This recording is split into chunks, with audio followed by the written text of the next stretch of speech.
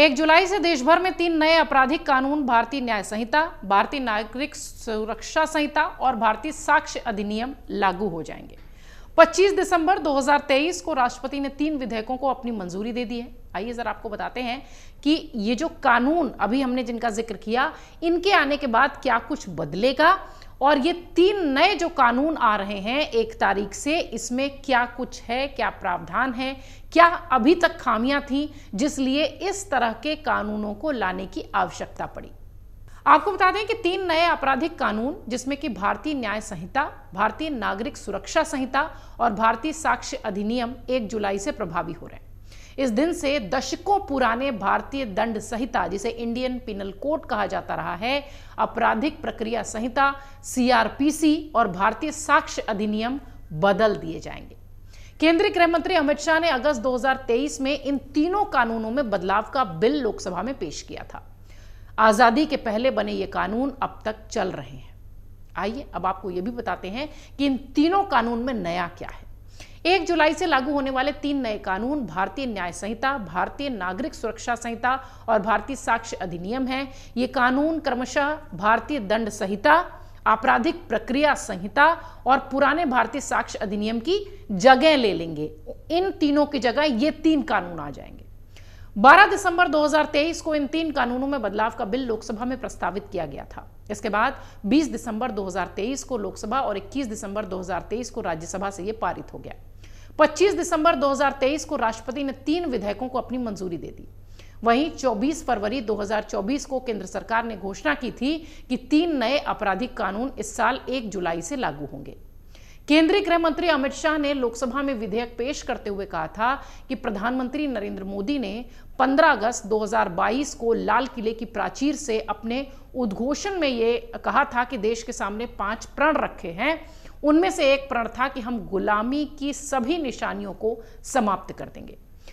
तीनों विधेयक प्रधानमंत्री द्वारा लिए गए प्रण में से एक प्रण का अनुपालन करने वाला है। गृह मंत्री अमित शाह ने संसद में यह भी बताया था कि राज्यों, केंद्र शासित प्रदेशों, भारत के सुप्रीम कोर्ट, 22 हाई कोर्ट, न्यायिक संस्थाओं, 142 सांसद और 270 विधायकों के अलावा जनता ने भी इन विधेयकों को लेकर सुझाव दिए थे।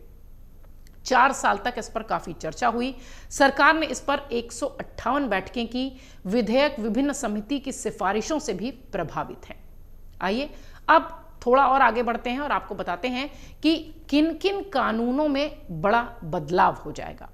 भारतीय दंड संहिता IPC, भारतीय दंड संहिता 1860 की जगह अब भारतीय न्याय संहिता ने ले ली है, जो कि भारतीय न्याय संहिता 2023 नाम से जानी जाती है।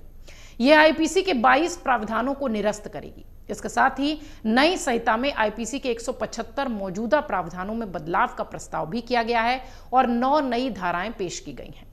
भारतीय न्याय संहिता 2023 में कुल 356 धाराएं हैं। अपने भाषण के दौरान गृह मंत्री ने यह बताया था कि यह नया कानून राजद्रोह के अपराध को पूरी तरह से निरस्त करता है। हालांकि इसमें राज्य के विरुद्ध अपराध का प्रावधान है। इसकी धारा 150 भारत की संप्रभुता, एकता, अखंडता को खतरे में डालने वाले कृत्यों से संबंधित है। उन्होंने यह भी उल्लेख किया था कि नए कानून में मॉब लिंचिंग के अपराध को दंडित करने का भी प्रावधान है और इसके लिए 7 साल की बाकायदा सजा, आजीवन कारावास, मृत्युदंड, ये इस तरह के प्रावधान भी जोड़े गए हैं। दूसरा, आपराधिक प्रक्रिया संहिता। जो कानून बदलने जा रहा है वो आपराधिक प्रक्रिया संहिता यानी क्रिमिनल प्रोसीजर कोड है। CRPC की जगह भारतीय नागरिक सुरक्षा संहिता 2023 ने जगह ले ली है। भारतीय नागरिक सुरक्षा संहिता के जरिए CRPC के 9 प्रावधानों को निरस्त किया गया। इसके अलावा इस कानून में CRPC के 107 प्रावधानों में बदलाव और 9 नए प्रावधान पेश करने को कहा गया है। भारतीय नागरिक सुरक्षा संहिता में कुल 533 धाराएं हैं। नया कानून भारतीय साक्ष्य अधिनियम, ये क्या है ये भी समझ लीजिए। ये जो बदलने वाला है ये भारतीय साक्ष्य अधिनियम 1872 है। इसकी जगह भारतीय साक्ष्य अधिनियम जगह ले लेगा और नया अधिनियम मौजूदा साक्ष्य अधिनियम के 5 मौजूदा प्रावधानों को निरस्त कर देगा। बिल में 23 प्रावधानों में बदलाव का प्रस्ताव है। एक नया प्रावधान पेश करने के लिए इसमें कुल 170 धाराएं रखी गई हैं। तीनों नए कानूनों से बदलेगा क्या क्या, थोड़ा सा संक्षेप में यह भी समझ लीजिए। भारत की संप्रभुता या अखंडता को खतरे में डालने वाले किसी भी व्यक्ति को अधिकतम आजीवन कारावास की सजा हो सकती है। मॉब लिंचिंग और नाबालिग से दुष्कर्म के मामले में अधिकतम मौत की सजा तक का प्रावधान इसमें किया गया है। हत्या के जुर्म के लिए सजाए मौत और आजीवन कारावास की सजा होनी है। दुष्कर्म में शामिल लोगों को कम से कम 10 साल की जेल, आजीवन कारावास जैसी सजा है। सामूहिक दुष्कर्म में कम से कम 20 साल की कैद है। शेष जीवन के लिए भी कारावास भेजा जा सकता है।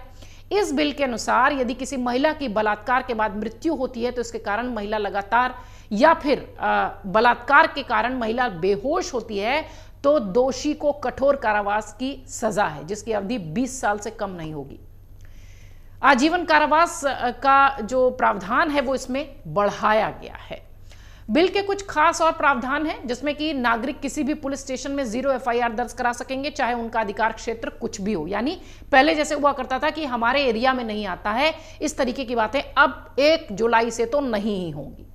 0 FIR को क्षेत्राधिकार वाले पुलिस स्टेशन को अपराध पंजीकरण के बाद 15 दिनों के भीतर भेजा जाना अनिवार्य होगा। यानी आप अगर किसी भी जगह FIR दर्ज करते हैं तो आपका जो क्षेत्र होगा जहां आपके साथ आपराधिक घटना हुई है, 15 दिनों के भीतर उस इंचार्ज को वहां ट्रांसफर करना होगा वो पूरा मामला। जिरह अपील सहित पूरी सुनवाई वीडियो कॉन्फ्रेंसिंग के माध्यम से भी होगी। यौन अपराधों के पीड़ितों के बयान दर्ज करते हुए वीडियोग्राफी अनिवार्य है। सभी प्रकार के सामूहिक बलात्कार के लिए 20 साल की सजा और आजीवन कारावास, जैसा कि मैंने आपको बताया था, और नाबालिग से बलात्कार की सजा में मौत की सजा तक शामिल की गई है। FIR के 90 दिनों के भीतर अनिवार्य रूप से चार्जशीट दाखिल करनी ही है। न्यायालय ऐसे समय में 90 दिनों के लिए और उसे बढ़ा सकता है कि हां, अगर अभी तक मामला नहीं है तो न्यायालय ही बढ़ा सकता है। आपको 90 दिनों के भीतर चार्जशीट दाखिल करनी है। आपसे संदर्भ पुलिस से है। आरोप पत्र प्राप्त होने के 60 दिन के भीतर अदालतों को आरोप तय करने का काम पूरा करना होगा। सुनवाई के समापन के बाद 30 दिन के भीतर अनिवार्य रूप से फैसला सुनाया जाएगा। फैसला सुनाए जाने के 7 दिन के भीतर अनिवार्य रूप से ऑनलाइन उसकी उपलब्धता होगी। तलाशी और जब्ती के दौरान वीडियोग्राफी अनिवार्य है। 7 साल से अधिक की सजा वाले अपराधों के लिए फॉरेंसिक टीमों को अनिवार्य रूप से अपराध स्थलों का दौरा करना होगा। जिला स्तर पर मोबाइल FSL की तैनाती होगी। 7 साल या उससे अधिक की सजा वाले कोई भी मामले में पीड़ित को सुनवाई का अवसर दिए बिना वापस नहीं किया जाएगा। संगठित अपराधों के लिए अलग कठोर सजा होगी। शादी, नौकरी, झूठे बहाने के तहत महिला से बलात्कार दंडित प्रावधान होगा। चेन, मोबाइल स्नैचिंग, इस तरह की शरारती गतिविधियों के लिए अलग प्रावधान है। बच्चों के खिलाफ अपराध के लिए सजा का 7 साल से जो प्रावधान था उसे बढ़ाकर 10 साल तक की जेल का अब कर दिया गया है। मृत्युदंड की सजा को कम करके अधिकतम आजीवन कारावास में से बदला जा सकता है। आजीवन कारावास की सजा को कम करके अधिकतम 7 साल के कारावास में बदला जा सकता है और 7 साल की सजा को 3 साल के कारावास में बदला जा सकता है, लेकिन इससे कम नहीं। किसी भी अपराध में शामिल होने के लिए जब्त किए गए वाहनों की वीडियोग्राफी भी अनिवार्य होगी। ये कुछ छोटे छोटे बदलाव हैं जो कि अब 1 तारीख से दिखाई पड़ेंगे। इसके अतिरिक्त 3 बड़े कानूनों की जगह अब 3 नए कानून लेंगे और पूरी तरह से एक तरीके से कह लीजिए तो न्याय व्यवस्था के जो प्रावधान हैं वो अब 1 जुलाई से बदले नजर आएंगे।